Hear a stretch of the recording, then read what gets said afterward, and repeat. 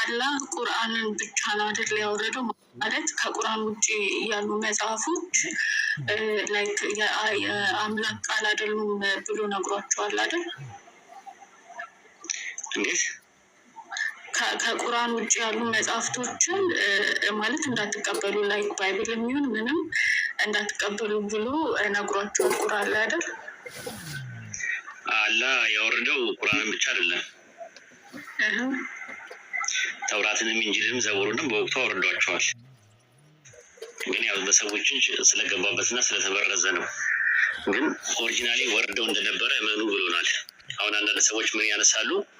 ታዲያ የተበረዙ ከሆኑ እመኑ ማለቱን ለምን አስፈለገ ነው። አንድ ነገር ካለፈም በኋላ እኮ እመኑ ይባላል። ለምሳሌ በኢብራሂም እመኑ ይላል አለ። ግን በኢብራሂም እመኑ ሲል በነቢያት እመኑ ሲለን ነቢያቶቹ ኦልሬዲ እንትናቸውም ዘመነ መግቦታቸውም ዲስፔንሴሽናቸውም አልቋል ራሱ። አሁን ለምሳሌ በነቢያት እመኑ ሲል በኑህ አለይሂ ሰላም ነብይ መሆኑን ከነገረ በኋላ በኑህ አለይሂ ሰላም እናምናለን፣ ነብይ እንደነበረ እናምናለን፣ ኢብራሂም ነብይ እንደነበረ እናምናለን። ግን አልፏል፣ በኤግዚስት አያደርጉም። አሁን በህይወት ብቻ ሳይሆን የማይሉት የነሱ ዲስፔንሴሽን ወይም ዘመነ መግቦት አብቅተዋል ራሱ በሌላኛው ሲመጣ ማለት ነው። ለምሳሌ ኑህ አለይሂ ሰላም እያለ ኢብራሂም ሲመጣ በቃ የሱ ኢብራሂም ደግሞ እንትን ሲል ደግሞ ሙሳ አለይሂ ሰላም ሲመጣ እንዲህ እያለ እንትን አለ ራሱ ማለት ነው። ረሱሎቹ ሲመጡ አንደኛውን እየተካ መጥቷል ማለት ነው። ግን እንደዛ ሆኖ እመኑ ሲለን በቁርአን ኦልሞስት የኢማን ክፍል ስለሆነ ነው። በመጽሐፍቱ እመኑ ሲለን እንደዛ ነው። ገይብ ስለሆነ ነው። ገይብ በሆኑ ነገሮች ማመን ስላለብን ነው። የሩቅ ነገር ሚስጥሮች በሆኑ ነገሮች ማመን ስላለብን ነው። እና እመኑ ያለው አላህ እንትን እመኑ ማለትና ተከተሉ ማለት ይለያያል። እመኑ የተባለው ጥንት የነበሩትን በወረደው እመኑ ነው የሚለው ሱረቱ ኒሳ ምዕራፍ 4 ቁጥር 136 ላይ እንደዛ ነው። እናንተ ያመናችሁ ወይ በመልእክተኛው ላይ በወረደው ቁርአንና ከሱ በፊት በነበረው በወረደው እመኑ ነው የሚለው። በወረደው ስለዚህ በወረደው ነው የምናምነው። የወረደውን ወርዶ እንደነበረ እናምናለን። በተረፈ ተውራት፣ ኢንጂል፣ ዘቡር የሚባሉት መጽሐፎች በስም የተጠቀሱ በቁርአን ውስጥ 3 ናቸው ማለት ነው። ከቁርአን ውጪ በቁርአን ውስጥ የተጠቀሱ 3 መጽሐፍቶች ተጠቅሰዋል። በተረፈ ብዙ መጽሐፍቶች አውርዶ እንደነበረ አላህ በሱረቱ ሐዲድ ምዕራፍ 57 ቁጥር 25 ላይ ይነግረናል ማለት ነው። በመጽሐፍት ላክናቸው ነው የሚለው። ወደ እነሱ መጽሐፍትን አወረድን ነው የሚለው፣ ወደ መልእክተኞቹ ማለት ነው። እና መልእክተኞቹ መጽሐፍ ወርዶላቸዋል። ያ መጽሐፍ ግን ከጊዜ በኋላ ያው በተለያየ ከቋንቋ ወደ ቋንቋ ሲመጣ፣ ከሀሳብ ወደ ሀሳብ ሲመጣ ሰዎችም እናብራራለን ምናምን ብለው ሲሉ ያው የሰው እጅ ገብቶበታል ማለት ነው። ያንን ቁርአን ይናገራል የሰው እጅ እንደገባበት። ኦኬ እሺ፣ አሁን የበፊቶቹ መጽሐፍ ሳይሆን የኔ ጥያቄ ሀዲስን እና ተፍሲርን ምናምን ለምን ትቀበላላችሁ? አላህ ቁርአን ብቻ ማብረደው ሌሎቹም ማብራሪያዎች የአላህን ቃል እኔ የአምላክን ቃል ማንም ማብራራት አለበት ብዬ አላስብም። እና ለምንድን ነው የምትቀበሉት? እነሱ እንድትቀበሉ አላህ አዟችኋል ወይ? ስለ ሀዲስ መጀመሪያ ልንገርሽና ስለ ተፍሲር እነግርሻለሁ። ሀዲስ ራሱ እኛ የወረደ ነው ብለን ነው የምናምነው። በሱረቱ ኒሳ ምዕራፍ 4 ቁጥር 113 ላይ እንደዛ ነው። አላህ በአንተ ላይ መጽሐፍን እና ጥበብን አወረደ ይላል። ምንና ምንን? መጽሐፍና መጽሐፍ የተባለው ቁርአን ነው። ጥበብ የተባለው ሂክማ የተባለው ደግሞ አልሐዲስ ነው። ሀዲስ ነው ለረሱል ሰለላሁ ዐለይሂ ወሰለም የወረደላቸው ነው። በሱረቱ ነጅም ምዕራፍ 53 ቁጥር 4 ላይ እንደዛ ንግግሩ የሚወርድ ራእይ እንጂ ሌላ አይደለም እናል። ምንድነው ታዲያ ቁርአንና ሀዲስ ልዩነታቸው ከተባለ ልዩነታቸው ቁርአን የአምላካችን ያላህ ንግግር ነው። ቃሉም መልእክቱም ያላህ ነው። ሀዲስ ግን ቃሉ የረሱል ሰለላሁ ዐለይሂ ወሰለም ነው። ነገር ግን ሀሳቡና መልእክቱ ያላህ ነው። ቁርአን ላይ የነበረውን ነገር ልክ እንደ ማስተር ፕላን ማለት ነው። ማስተር ፕላን አንቺ ቤት ስታሰሪ ማስተር ፕላን አለች፣ ቤቱ የሚሰራበት ጋይድ የሚደረግበት። ነገር ግን ማስተር ፕላኑ ላይ ያለው ዝርዝሩ ያለው ስፔሲፊኬሽን የሚባል ነገር አለ። ስንት ሲሚንቶ ያስፈልጋል፣ ስንት ብረት ያስፈልጋል፣ ስንት አሸዋ ያስፈልጋል፣ ምን ያስፈልጋል የሚለውን ሌበር ኮስት እና ማቴሪያል ኮስት ስንት ነው የሚለውን ነገር ዝርዝሩ የምታገኘው ስፔሲፊኬሽን ላይ ነው ማለት ነው። አላህ ሁለቱንም ነው ለረሱል ሰለላሁ ዐለይሂ ወሰለም ያመጣው፣ መጽሐፍንና ጥበብን አለ። መጽሐፍ የተባለው ቁርአን ነው፣ ማስተር ፕላኑ ነው። ጥበብ የተባለው ደግሞ ስፔሲፊኬሽን የሚባለው ነገር ነው ማለት ነው። ከዚህ አንጻር ስለ ሀዲስ ያለን ምልከታ እንደዛ ነው። ቁርአን አምላካችን አላህ እንደሚጠብቀው ቃል የገባለት መጽሐፍ ነው። ሀዲስን ግን ለመጠበቅ ቃል አልገባም በቁርአን ውስጥ። ሶስተኛ ደግሞ ምንድነው? ቁርአን የአምላካችን ያላህ ንግግር ሆኖ እንትኑን ያንን በመቅራትሽ አጅር አለው፣ ኢባዳ የሚፈጸምበት ነው። በመቅራቱ እያንዳንዱ ሀርፎች ሀሰናት አሉት 10 ሀሰናት አሉት አጅር አለ።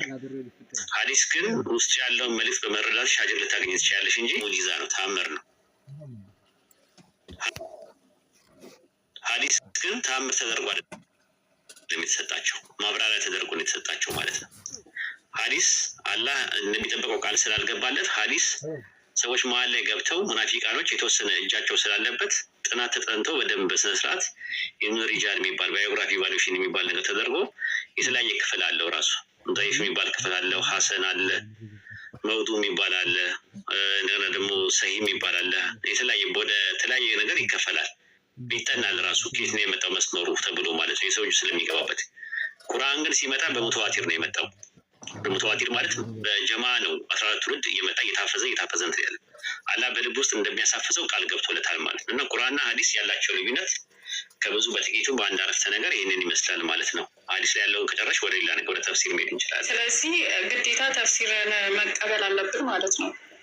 ቆይ መጀመሪያ ስለ ሐዲስ ነው እያወራን ያለ ነው እየተግባባ ሐዲስን መቀበል አለብን ማለት ነው ግዴታ። አዎ እንደዛ ነው። ሐዲስን መቀበል አለብን ራሱ ይህንን የሚናገር። ይህንን ከጨረሽ ወደ ተፍሲር መሄድ እንችላለን። ተፍሲር ደግሞ ማብራሪያ ነው። ሲምፕሊ በዛ ነገር ላይ ያጠኑ ሰዎች ተፍሲርን ያጠኑ። ተፍሲር ማለት ስነ አፈታት ጥናት ማለት ነው። ሄርሜቲክስ ምንድነው ማለት ነው? ቁርአን የተጻፈበትን ቋንቋ የወረደበትን ሰዋሰው አውዱን ኮንቴክስቹዋል፣ ቴክስቹዋል፣ ግራማቲካሊ፣ ሊንጉስቲካል አፕሮች ተጠቅመው አጥንተው ያጠኑትን ነገር ኮሜንት ያደርጋሉ፣ ያብራራሉ። በሱረቱ ኒሳ ምዕራፍ 4 ቁጥር 83 ላይ አላህም ነግሮናል ራሱ ወደ መልእክተኛውና ከሱ በኋላ ወደ ትእዛዝ ባለቤቶች ወደ አዋቂዎቹ በመለሱት ኖሮ እነዚያ ከእርሱ በነገር ሁሉ የሚያውጠጡትን ባወቁት ነበር ነው የሚለው። ስለዚህ ምንድነው ወደ ምንድነው የሚመልሱ? ትእዛዝ ባለቤቶች ወደ አዋቂዎቹ ብሎ ነው የሚያስቀምጠው። መልእክተኛውንና ከእርሱ ወደ ትእዛዝ ባለቤቶች ወደ አዋቂዎቹ በመለሱት ኖሮ ይላል። አዋቂዎቹ በዛ ዙሪያ ላይ ጥናት ያጠኑ ሰዎች ናቸው ማለት ነው። በዛ ዙሪያ ላይ ያጠኑ ሰዎች ሲመልሱት ቁርአንን አንደርስታንድ ማድረግ ይችላሉ። ሊንጉስቲካል አፕሮች ቋንቋውን መሰረት ያደረገ፣ ግራመሩን መሰረት ያደረገ፣ አውዱን መሰረት ሲያቅ የሚባል ነገር አለ። ያንን ነገር መሰረት አድርገው ማብራሪያ ይሰጣሉ ማለት ነው። ሲምፕሊ ተፍሲር ማለት ማብራሪያ ማለት ነው። ሙፈሲር ማለት ደግሞ ኮሜንታተር ማለት ነው፣ አብራሪ ማለት ነው። ለምሳሌ አሁን እኔ እዚህ ከሳወራ ከስር ምን ይሰጣሉ አይተሻል? እንዲህ መሆን አለበት እንዲህ መሆን ግን አልተፈቀደላቸውም። እነሱ አልተፈቀደላቸው የራሳቸው ትክክል ቢሆኑ ላይሆኑም ይችላሉ። ይሄኛው ግን ጥናት ላይ የተመሰረተ ነው። ጥናት ላይ መሰረተው እንትን ነው። በዘመናችንም ሙፈሲሮች ሊኖሩ ይችላሉ ራሱ ማለት ነው። አንቺ መሆን ኢንሻአላህ ሰልመሽ ምን ብለሽ በጣም ጎበዝ ከሆንሽ እናንተ ጋር የእውቀት ባለቤቶች ከሆኑ ደግሞ እንደዛ ነው። አላህ በቁርአን ውስጥም በሱረቱ ሷድ ምዕራፍ 38 ላይ እንደዛ ነው። ይህ ቡሩክ መጽሐፍ ወደ እናንተ ያወረደው የአእምሮ ባለቤቶች እንዲገሰጹበትና እንትኑት አወርዱ ነው የሚለው። ባለቤቶች እንዲያስተነትኑት አወርዱ ነው የሚለው። እዚህ የአእምሮ ባለቤቶች እንዲያስተነትኑት ይላል፣ እንዲችሉ። ከዛ በኋላ ማስተንተን ከቻሉ ከዛ ወደ መተንተኑ ደግሞ መግባት አያቅታቸው። ጥናት ይፈልጋል ማለት ነው። የአእምሮ ባለቤቶች እያለ አንቀጾችን ምን እንዲሉ እንዲያስተነትኑ ይላል።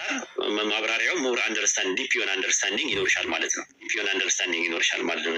የተበለጠ እውቀት ይኖርሻል ማለት ነው። ግን ተፍሲር አልተቀበልሽም ተብሎ ከእስልምና የሚያስወጣሽ ነገር አይኖርም። አንድ ሰው ተፍሲር አልተቀበለም፣ ምክንያቱም ሙፈሲሮቹ ራሳቸው ሁለት አይነት አፈሳሰብ ሊፈስሩ ይችላሉ። ከእውቀት አንጻር አንዳንዴ እንዲህ አይነት ነገር ልታገኝ ትችላለሽ ነው የሚለውን ነገር አንቺ ልትቀበይ ትችላለሽ ማለት ነው። አሁን ለምሳሌ መዛሀብ የሚባል ነገር ሰምተሻል?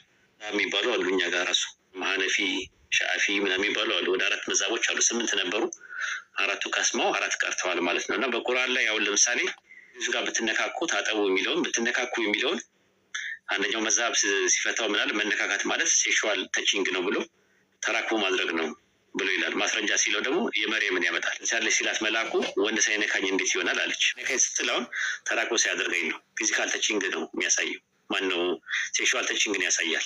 ዛሬ ደግሞ ቁርአን በቂርጣስ ላይ ብናወርደውና በእጃቸው ነክተው ይህ ድግምት ይችል ሌላ አይደለም ባሉ ነበር ይላል። የሚለውን ፊዚካል ተቺንግ ነው የሚያሳየው። መዛሀብ ደግሞ አይ መንካት ማለት ፊዚካል ተቺንግ ነው ብሎ ያሉ። ሁለቱም ጤናማ አይደለም። እንዲህ አይነት ነገር ሊያጋጥምሽ ይችላል ማለት ነው። ከዛቦቻችን በምንድን ነው እንደ ላም ማለት ነው። ላም ስንት ጡት አላት? አንድ ነው አይደል? ወደታጣሽ ማለት ነው። ጡት ላም? ወይኔ አስፈላሽ ታላት ላም አለች። አራት ጡት ነው ያላት። ከዛ በኋላ ጥጃው መርጦ ይጠባል የሚፈልገውን ነገር።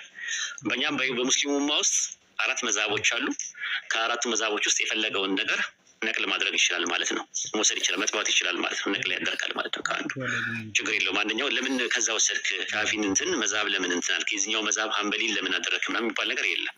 እንዲህ ነገር አለው። አራቱ አይማዎቻችን ወይም ደግሞ ኢማሞቻችን ልክ ነው፣ የምናከብራቸው የምንወዳቸው ማለት ነው። እንደዚህ አይነት ነገር አለ። በጣም ጮማ ጮማ የሆነ ጥያቄ ነው የምትጠይቂው። ወደድኩት ጥያቄው ማለት ነው።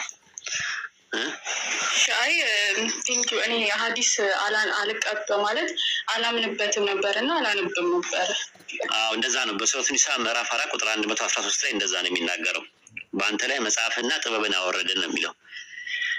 መጽሐፍ የተባለው ቁርአን ነው፣ ጥበብ የተባለው ደግሞ ሀዲስ ነው። አንድ ያዥልኝ። ሱረቱ ኒሳ ምዕራፍ 4 ቁጥር 58 ላይም እንደዛ ነው የሚናገረው። ጨቃጨቃችሁ ነገር ሲኖር በአላህ እና በመጨረሻው ቀን የምታምኑ ከሆነ ወደ አላህ እና ወደ መልእክተኛው መልሱት ይላል። ማለት ወደ ቁርአን ማለት ነው። መልእክተኛው ማለት ወደ ሀዲስ ነው። አንድ ቦታ ላይ መልእክተኛው የሰጣችሁን ነገር ተቀበሉ፣ የከለከላችሁን ነገር ተከለከሉ ይላል። ስለዚህ ዝርዝር ነገር ነው። አላህ 5 ወቅት ሰላት በቁርአን ውስጥ ነግሮናል። ሰላቱ ፈጅር ይላል፣ አስር ይላል፣ መግሪብ ይላል። በአንዱ እንትን ውስጥ ስንት ረካቶች አሉት፣ ሩኩ አሉ ምናምን የሚለውን ነገር አልተዘረዘረም ቁርአን ላይ። ያንን የምታገኘው ሀጅር 2 ረካ አለው። ከዛ በኋላ ዙሁርና አስር እና እንደገና ደግሞ ሰላተል ኢሻ 4 እንትኖች አሉት። ከዛ በኋላ ደግሞ መግሪብ 3 አለው የሚለውን ነገር የምታገኘው ዝርዝሩን የት ነው? ስፔሲፊኬሽኑ የምታገኘው ሀዲስ ላይ ነው። ረሱል ሰለላሁ ዐለይሂ ወሰለም ጋር ነው የምታገኘው። በዚህ መልክ ነው ዲናችን የተቀመጠው ማለት ነው። አመሰግናለሁ። ምንም ችግር የለም። ሻዳ ልትይ ነበር የመጣሽው አሉ። እውነት ነው። እሺ በቃ አመሰግናለሁ። አሁን በዚህ ጥያቄ ካለኝ ከኢብሮ የሚያልፍ ከሆነ መጥቼ ይጠይቃል። ችግር የለውም። ሁሉም ጋር ብትሄጂ ያው ነው እንዳልኩሽ ነው። እንደ ወተቱም ልታዩ ትችላለሽ። እዚህ መዛባ እንኖርም ምንጭ ነው ራሱ ማለት ነው። መልካም ቀን። እታችንን አዳምጣለሁ። እሺ አዎ ነኝ። ፊት ትግባኮ ሲሉ ሆኛ የለም ምናሽን እሺ አንደኛ እንዲህ አሁን ላይክ በፕሮቴስታንት ምናምን ማለት ነው እንደዚህ አሁን ጌታ ተናገረኝ ጌታ እንዲህ ብሎኝ ምናምን እየተባለ ይወራል እና እኔ እንትን አድርጌውን ፕራክቲስ አድርጌው አውቃለሁ ስል እንደዚህ የሆነ ነገር እንዲህ ተብሎ ነበር ተብሎ ያ ነገር ሆኖ ምናምን አይቼ አውቃለሁ። እና እንዴት ነው አንደኛ ሙስሊም እስልምና ላይ እንደሱ አይነት ነገሮች እንዴት ነው ላይክ አላህ እንደዛ እንትን ማለት ይችላል ወይ ነው አንደኛው ጥያቄ። ከዛ ደግሞ ምን ማለት ይችላል አላህ እንደዛ ማለት እሱን ነገር አሁን ለምሳሌ እንዴት ላስረዳኝ? አሁን እኔ ጌታ ተናገረኝ ምናምን የሚባለው ነገር አለ አይደለም? እሱ ነገር እንደዛ ተብሎ እንዲተናገረ ተብሎ እንደዛ ሆኖ አይቼ አውቃለሁ። ምን ያህል ልክ እና እሱ ነገር ምን ያህል እንትን ነው ልክ ነው። ከዛ ስለዚህ በአላህ ዘንድ እንዴት ነው እሱ እንትን የሚለው እንደዛ እስልምና ላይ እንደዛ አይነት ነገር አለ ወይ? ላይክ እንዲህ የሚናገረው እንደዚህ የሚናገር ነገር አለ ወይ? ላይክ ቀጥታ የሉም። እንደዛ አይነት ሰዎች የሉም። እንደዛ አይነት ነገሮች የሉም። እኛ ሁለት ከአላህ ጋር ያለን ኮሚኒኬሽን ሁለት ነገሮች ነው አይደለ? አንደኛው ለምሳሌ እናንቺ እያወራን ነው ያለሁት። አንቺ አወራሽ፣ በተለይ እያወራሁሽ ነው፣ እያዳመጥሽ ነው ያለሽ። ይሄ ምን ይባላል? ኮሚኒኬሽን ይባላል ማለት ነው። እኛ አላህን ኮንታክት የምናደርገው በዱዓ ነው፣ በጸሎት በልመና በተማጽኖ ነው የምናገኘው ኮንታክት የምናደርገው እናወራው ማለት ነው። አላህ እኛን የሚያወራን ደግሞ በቁርአን ነው። ቁርአን ስንቀራ ነው እንዳለ እንትን ይላል። አንቢያ ምዕራፍ 1 ላይ ክብራችሁ ያለበት ወይም የሚያስታውሳችሁ መጽሐፍ ወደ እናንተ አወረድን አትገሰጹም። ምን ለኔ ነው የሚያወራው ቁርአን ማለት ነው። ስለ ወሂድ እያወራን ያለው የኔ ክብር እዛ ውስጥ ነው ያለው። አላህ ያለው ነገር በአጠቃላይ እየተናገረ ያለው ነገር የአላህ ንግግር ነው። አላህ ለኔ የሚናገረው ነገር ነው። አላህ እኔ የሚናገረው በቁርአን ነው።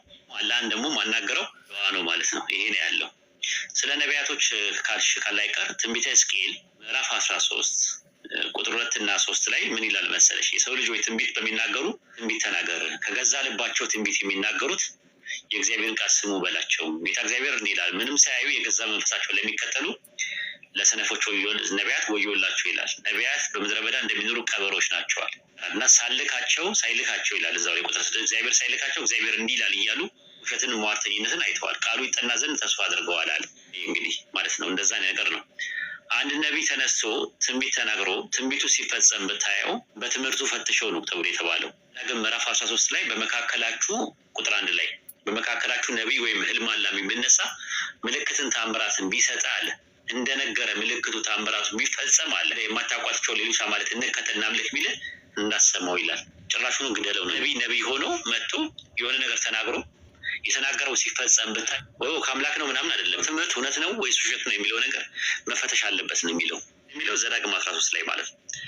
ኢየሱስ ማቴዎስ ወንጌል ምዕራፍ 7 ላይ አንድ ቁም ነገር አለ። 13 ላይ እንዲህ የሚለው ነገር አለ። 15 ላይ ይቅርታ፣ የበግ ለምድ ለብሰው ከሚመጡ በውስጣቸው ግን ነጣቂ ተኩላዎች ከሆኑ ከሐሰተኞች ነቢያት ተጠንቀቁ።